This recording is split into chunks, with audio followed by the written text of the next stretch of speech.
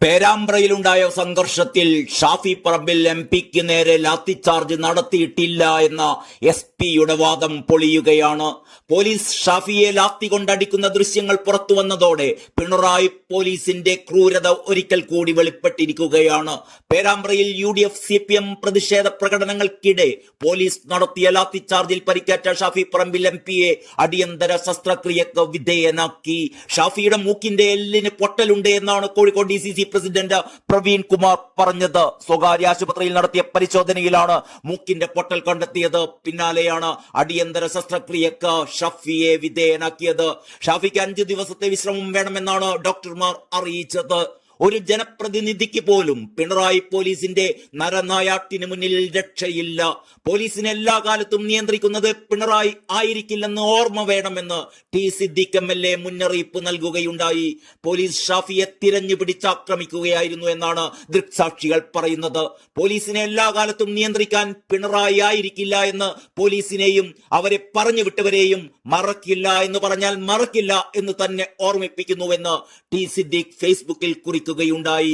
അതേസമയം ഷാഫിക്ക് പരിക്കേറ്റത് ലാത്തിച്ചാർജിലല്ല എന്നാണ് കോഴിക്കോട് റൂറൽ SP പറയുന്നത്. പ്രതിഷേധ പ്രകടനത്തിന് നേരെ പോലീസ് ലാത്തിച്ചാർജ് നടത്തിയിട്ടില്ലത്രേ. ഉണ്ടെങ്കിൽ വീഡിയോ കാണിക്കട്ടെ എന്നായിരുന്നു SP ഇന്നലെ പറഞ്ഞിരുന്നത്. ആ വീഡിയോയാണ് ഇപ്പോൾ ഇതാ പുറത്തു വന്നിരിക്കുന്നത്. ഇനി ഇത് AI നിർമ്മിതം എന്നും പറഞ്ഞ അപ്പം ഗോവിന്ദന്റെ സർട്ടിഫിക്കറ്റുമായി പിണറായി വിജയന്റെ ഗുണ്ട പോലീസ് വരുമായിരിക്കും. ഇത് പോലീസിന്റെ രക്ഷാപ്രവർത്തനമാണെന്ന് കാരണഭൂതവും പറയുമായിരിക്കും. CPM കാലങ്ങളായി ശബരിമലയിൽ നടത്തി വന്നിരുന്ന സ്വർണ്ണക്കൊള്ള പിടിക്കപ്പെട്ടതോടെ നിലതെറ്റിയ പിണറായി സർക്കാർ ജനശ്രദ്ധ തിരിച്ചുവിടാനാണ് ഈ പോലീസ് അതിക്രമം മനഃപൂർവ്വം സൃഷ്ടിച്ചത് എന്ന് തന്നെയാണ് കരുതേണ്ടത്. പേരാമ്പ്രയിൽ നടന്ന സംഘർഷത്തിന്റെ പശ്ചാത്തലത്തിൽ ഷാഫി പറമ്പിൽ MP ഉൾപ്പെടെയുള്ളവർക്കെതിരെ കേസെടുത്തിരിക്കുകയാണ് ഇപ്പോൾ പിണറായിയുടെ ഈ ഗുണ്ട police. Shafi Parambil, Kozhikode DCC president Praveen Kumar തുടങ്ങിയ നേതാക്കൾ ഉൾപ്പെടെ 692 പേർക്കെതിരെയാണ് പോലീസ് കേസെടുത്തിരിക്കുന്നത്. പോലീസിനെ ആക്രമിച്ചു എന്നാണ് FIR-ലുള്ളത്. LDF പ്രവർത്തകർക്കെതിരെയും കേസെടുത്തിട്ടുണ്ട്. കണ്ടാലറിയാവുന്ന 492 പേർക്കെതിരെയാണ് കേസ്. ന്യായവിരോധമായി സംഘം ചേർന്നു, വഴി വാഹന ഗതാഗതം തടസ്സപ്പെടുത്തി തുടങ്ങിയവയ്ക്കാണ് കേസ്. പോലീസ് നടപടിയിൽ ഷാഫിക്ക് മൂക്കിന് പൊട്ടലുണ്ടാവുകയും അടിയന്തരമായി ശസ്ത്രക്രിയ നടത്തുകയും ചെയ്തിരുന്നു. ഇതിന് പിന്നാലെയാണ് കേസെടുത്ത വിവരം പുറത്തു വന്നത്.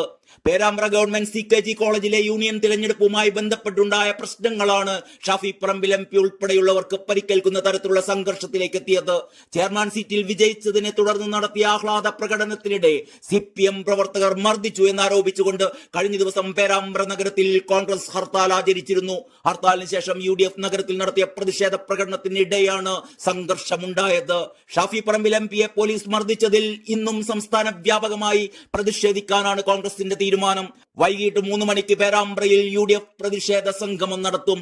KC വേണുഗോപാൽ MP പ്രതിഷേധ സംഗമം ഉദ്ഘാടനം ചെയ്യും. ഇന്നലെ രാത്രി വൈകിയും പല സ്ഥലങ്ങളിലും പ്രതിഷേധങ്ങൾ തുടരുകയുണ്ടായി. പലയിടത്തും ഏറെ പണിപ്പെട്ടാണ് പോലീസ് പ്രതിഷേധക്കാരെ നീക്കിയത്.